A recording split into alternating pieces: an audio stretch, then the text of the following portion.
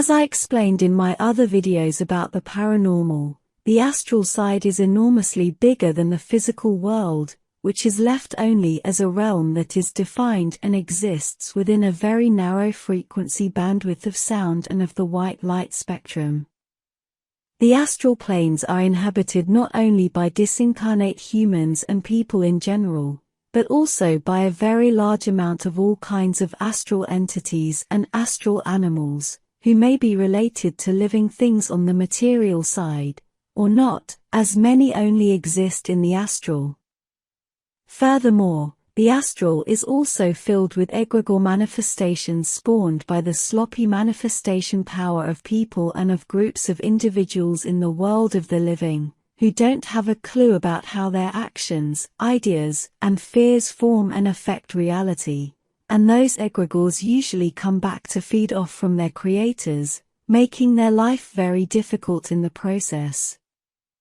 Many of those entities who inhabit the astral planes can be considered and classified as monsters and demons, defining a monster as an entity who is very ugly to human perception and that does all it can to take advantage, or to feed off the fear of the souls who encounter them, and defining a demon as a super-narcissist entity, that has no empathy at all, and who will go and do whatever is needed to have its wants and needs met. The astral military units know all this and are prepared and trained to face all kinds of monsters, entities, and demons in the astral, as well as encountering and dealing with other fellow or enemy combatants who are also operating in the astral. These units are not new, but due to their nature, it is impossible to disclose their existence to the public. It is contrary to the interests of governments, and only a few people in the spiritual and extraterrestrial community have dared to mention them, mostly in the context of super soldiers and MILAB situations, defining a MILAB as basically a military abduction.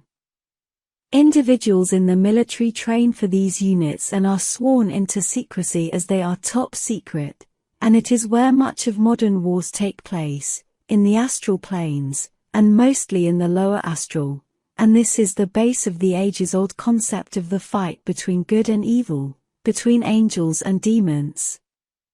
And this relates to star seeds because many of them on Earth are there fulfilling missions for their races and factions.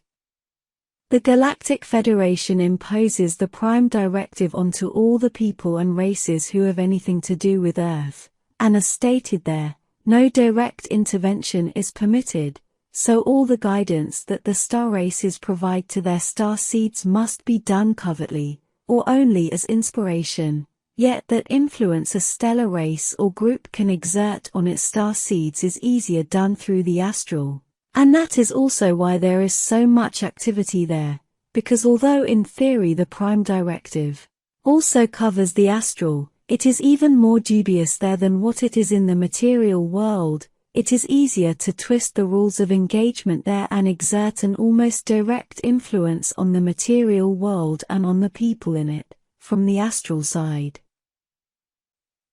Many starseeds live ordinary lives on Earth, with ordinary jobs, but at night they go out into the astral to fulfill important missions for their star races, and those starseeds may or may not remember or even be aware of this, while they're awake in their physical body containers. It is part of their soul's mission to be working from the Earth's astral planes, to transform and to change the material world for the best, although if something is for the best or not is quite subjective, as the whole purpose of the material world is to provide a set of learning experiences for the souls incarnated there. So, much of the hardship and the problems on Earth are there for a reason which, although may be negative from the point of view of someone living as a human on Earth, it is not from higher planes of existence.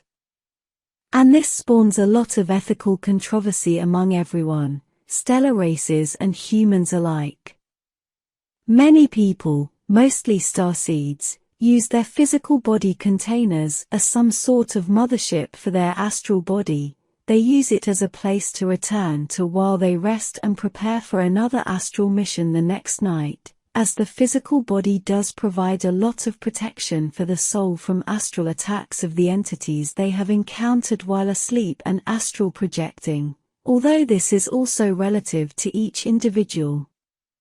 And a clear symptom of this is constantly waking up exhausted or tired with no reason for it to be so, clearly presenting physical symptoms that are the same as the ones people have after going through strenuous and stressful activities such as having been in a fight, war or conflict, and can even include PTSD or post-traumatic stress disorders for no clear reason at all, and which psychologists wrongly classify as mental disorders or as childhood traumatic experiences surfacing in an adult's life. Although this can commonly occur to children as well. For example, in my group here there is one child who is constantly living this kind of strong and stressful astral experiences, and she is Sophia Swaruu, little 11-year-old Yazhi.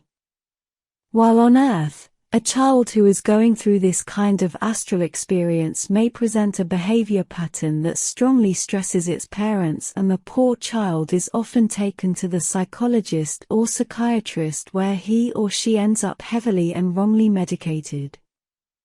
And as happens with the adults, the child may or may not know about its night astral activities, as they are hidden from waking time consciousness by the veil of forgetfulness that exists on Earth, the same way dreams are mostly not remembered. And those astral experiences, during missions or whatever, are often confused with simple dreams when remembered, although there is nothing simple about dreams, as will be explained in a future video.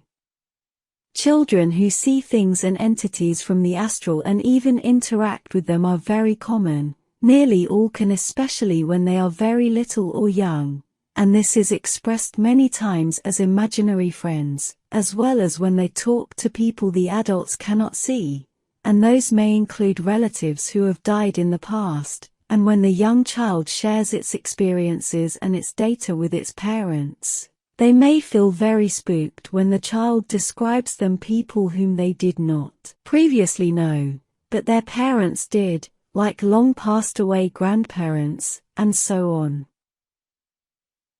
Their soul's mission on Earth is to affect the entire planet's frequency and vibration from the astral side, from where it is really being manifested. But it is also another variant of a learning life experience for those souls, as conflict only exists in lower realms where duality defines it all, where antagonism exists, and so do fights and wars. And I insist that it is the root cause of all the problems seen in the material side, the world of the living, as it is only a limited reflection of all what is going on in the astral side. The higher the vibration of a realm, the higher its existential frequency, more and more integration exists, more love, and less conflict, as it becomes evident that we are all one in our soul's journey to realize we are Source itself. There is a lot of activity going on in the astral planes, especially those that are just below the range of perception frequencies that define the limits of the world of the living. Forces of positive races send their elite units down there to affect and change the positive timelines and outcomes of them that will be reflected in the world of the living, openly protecting the material side from being taken over by the demons and entities who are mostly egregore creations of the people in the world of the living, but not only. The astral planes are easy to reach using technological means such as full immersion pods, because what they do is translate the frequency of a person's mind to be a match with the desired realms it will experience artificially. The exact same way a full immersion experience is achieved when a stellar person is using technological means to enter life experience on Earth using an organic portal, or an empty body with good enough matching frequency. They enter a special pod, and then deep sleep is induced with frequencies. Their consciousness is then diverted to the exact frequency of the body it will operate through while living on Earth, and with it, the individual can function through that new body, much as it is seen in the movie Avatar.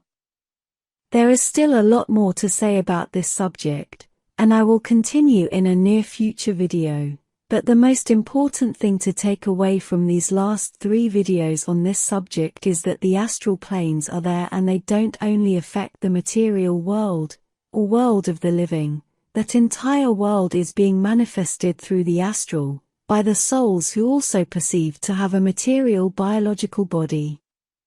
No one is powerless, and the more a person knows about the astral and all that is happening there, the more control and understanding they will have about events and things going on in his or her life and elsewhere in the world.